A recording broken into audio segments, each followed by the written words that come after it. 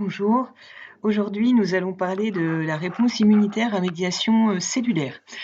Nous avons vu lors de la précédente vidéo que pour lutter contre les antigènes extracellulaires qui circulent, eh bien, notre organisme est capable de produire des anticorps qui vont neutraliser cet antigène. Aujourd'hui, nous allons voir comment faire pour lutter contre des cellules de notre propre organisme, mais qui sont modifiées, alors soit parce qu'elles sont infectées par un virus, c'est ce que nous allons voir aujourd'hui, soit parce qu'elles sont déréglées, notamment s'il s'agit de cellules cancéreuses. Donc c'est ce qu'on appelle la réponse à médiation cellulaire. Donc nous allons voir ici l'infection d'un virus. Donc vous avez vu, hop, attendez.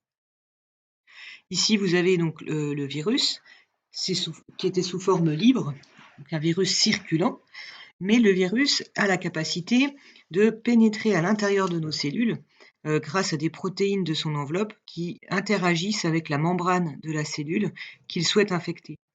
Et on voit sur cette image donc que le virus est en train d'insérer son information génétique dans le cytoplasme de la cellule à infecter. Alors son information génétique à ce virus, est sous la forme de brins d'ARN. Donc on a vu cette année, l'ARN, hein, c'est, le résultat de la transcription. Mais chez les virus, ils possèdent un brin, d'ARN comme information génétique et c'est à peu près tout ce qu'ils possèdent. Alors ils possèdent quand même en plus une enzyme que nous on possède pas, qui s'appelle la reverse transcriptase, qui est capable, comme son nom l'indique, de faire l'inverse de la transcription, c'est-à-dire avec un brin d'ARN, fabriquer un brin d'ADN, en utilisant évidemment l'ARN comme matrice. Donc vous voyez ici le travail de la reverse transcriptase, qui consiste à transformer l'ARN viral en ADN double brin. Alors pourquoi?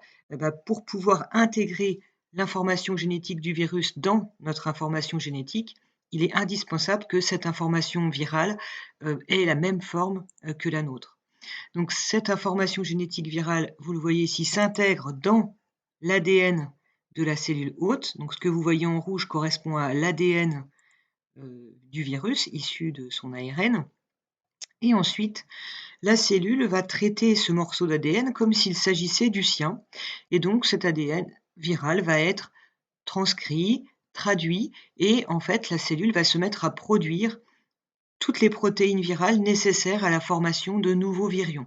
Donc là, vous voyez ici le phénomène de traduction qui va permettre la synthèse des protéines indispensables à la construction des virus.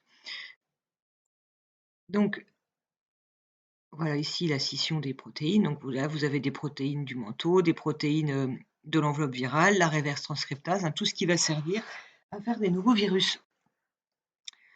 Donc, lors de la réponse à médiation cellulaire, eh bien, il faut absolument que notre organisme soit capable de lutter contre les formes libres du virus, donc ça, c'est les anticorps qu'on a vus, mais il faut aussi être capable de tuer nos cellules si elles possèdent à l'intérieur l'ADN viral et si elles sont infectées par des virus. Donc, on peut avoir des cellules comme ça qui sont des réservoirs à virus et il faut absolument qu'on puisse s'en débarrasser si elles sont infectées par des virus. Donc, sur quoi ça repose?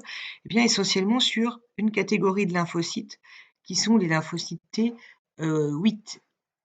Donc, vous voyez ici, sur cette image qui est une micrographie, un lymphocyte T qui interagit ici avec une cellule infectée par un virus et ça passe déjà par une reconnaissance. On verra au niveau moléculaire quelle est la nature de cette reconnaissance.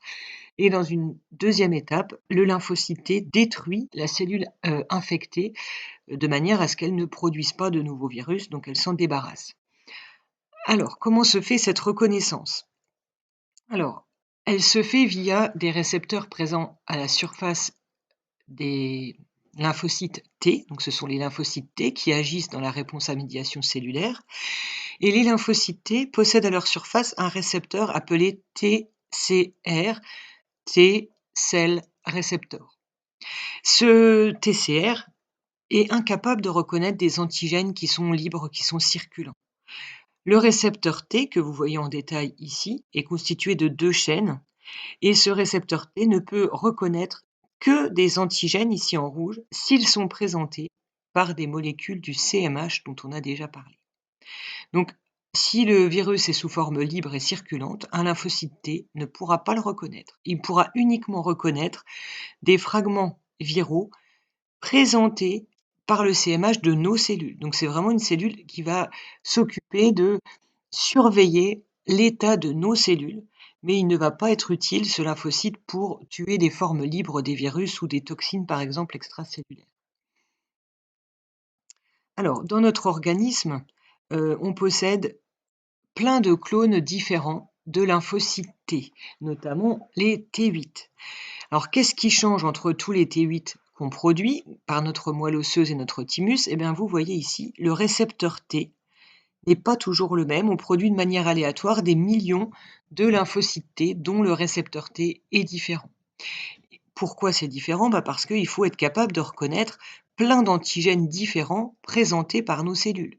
Donc, si on n'avait qu'un récepteur T, on ne pourrait reconnaître qu'un seul type d'antigène présenté par nos cellules, ce ne serait pas très efficace. Donc, nous avons tout un tas de lymphocytes T présentant des récepteurs T différents.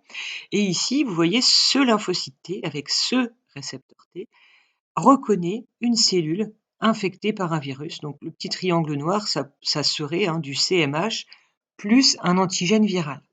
Ça va activer ce lymphocyte T, T8, qui va subir des mitoses successives, c'est la phase d'amplification.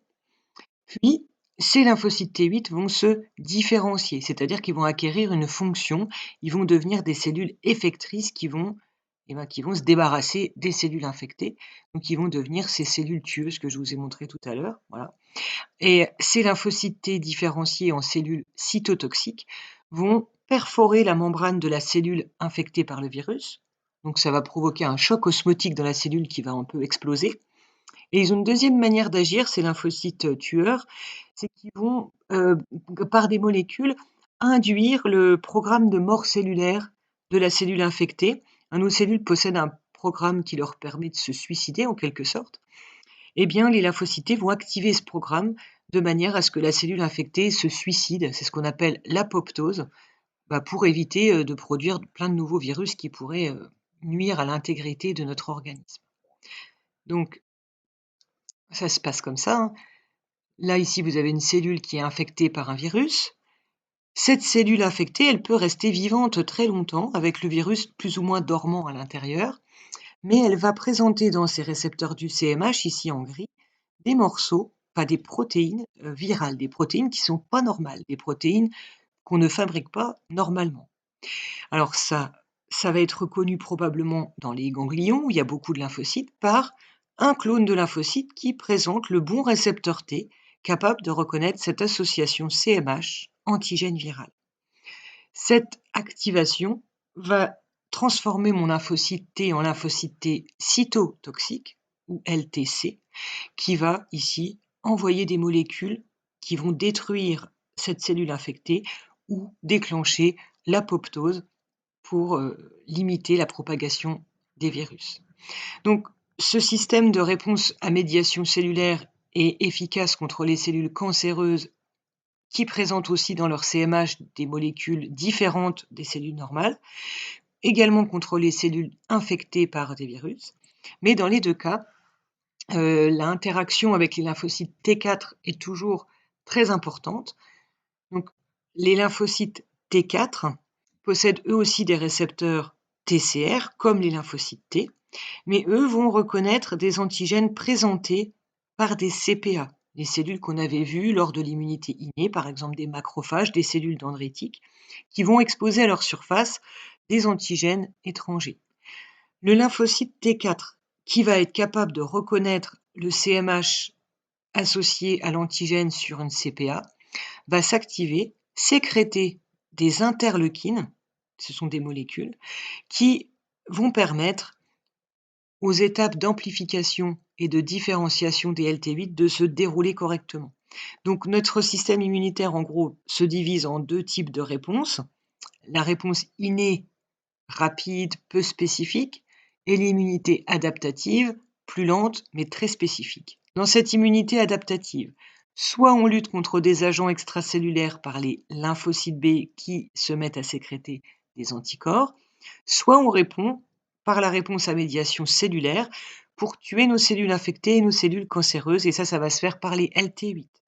Dans les deux cas, les LT4 sont les cellules pivots des réactions immunitaires, puisque sans les LT4, un LB ne peut jamais devenir un plasmocyte sécréteur d'anticorps, et sans les LT4, un LT8 ne peut pas devenir un lymphocyte T cytotoxique.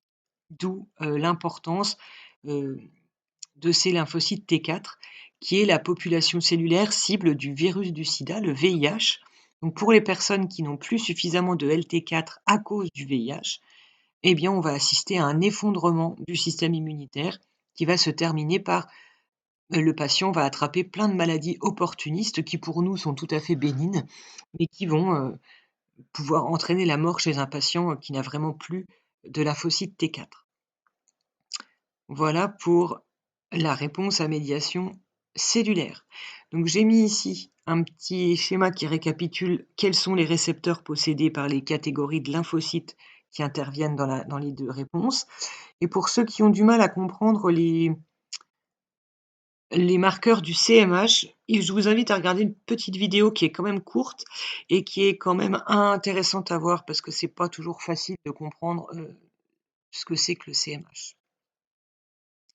Voilà, donc j'en ai terminé pour cette vidéo. Il y en aura une autre sur les vaccins et l'utilisation des connaissances en immunologie dans la santé humaine.